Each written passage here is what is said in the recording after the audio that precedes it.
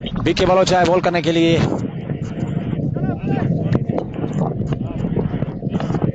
पांच ओवर के बाद 66 स्कोर। इस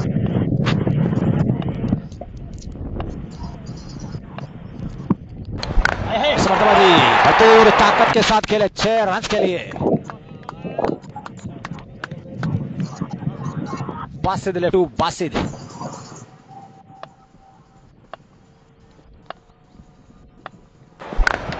ऑफिस हमसे काफी बार किया था, इसे पंच कर दिया है कवर पे।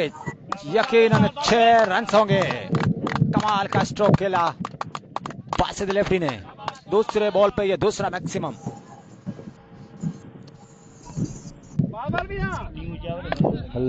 हवा है, कुछ ना कुछ बचा है वहां।